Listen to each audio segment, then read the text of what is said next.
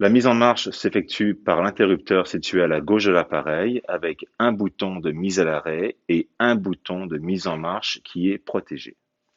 Le placement du produit à trancher s'effectue sur le chariot qui est destiné à cet effet. Faire attention de ne pas placer une pièce surdimensionnée. Le bras ici peut se rabattre et vient donc appuyer sur la pièce de viande lors de la tranche.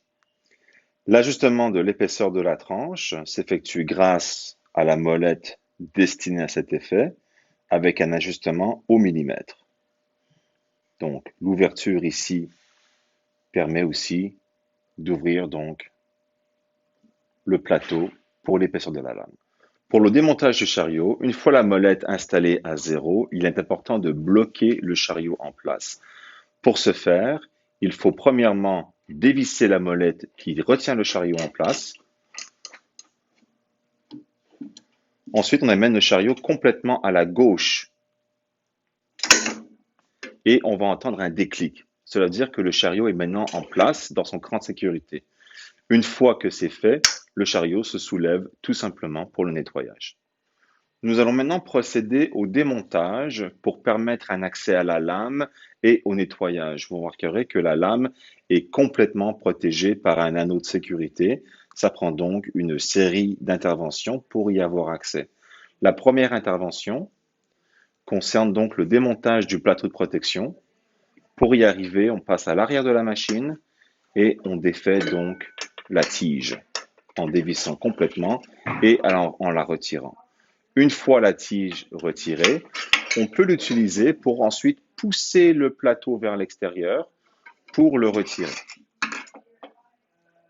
Une fois le plateau démonté, vous avez une deuxième tige qui est disponible à l'arrière de l'appareil, située juste en dessous de l'aiguise lame. Vous pouvez retirer cette tige. Le filet est fait expressément pour permettre de stabiliser la lame. S'installe directement sur la lame et permet donc de fixer la lame ou de maintenir la lame lors du dévissage de cette lame.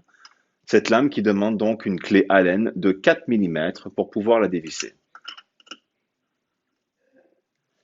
Nous allons procéder maintenant à la technique d'aiguisage de la lame. Il est important de noter que l'affûtage de la lame doit absolument se faire avec une lame propre.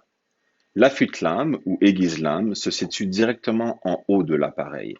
Il doit d'abord être déplacé pour pouvoir chevaucher la lame.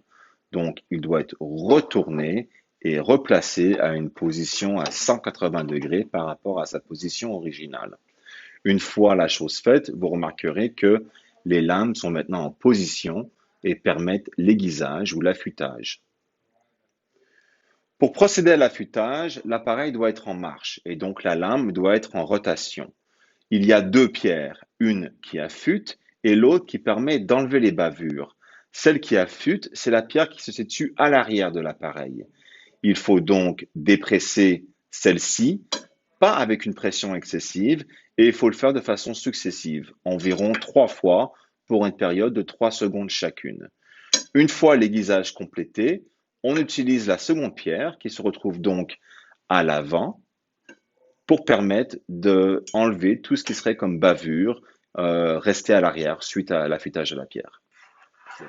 Donc voilà, n'hésitez pas à nous contacter si vous avez d'autres questions par rapport à votre trancheur Eurodib. Nos adresses de contact, numéro de téléphone se retrouvent donc sur www.eurodib.com. Important de noter que votre trancheur vient avec une garantie de 1 an, pièces et main-d'œuvre, garantie même dans un contexte commercial. Il sera important de noter aussi qu'il y a de l'entretien à effectuer sur votre trancheur et que cet entretien inclut donc la lubrification des pièces.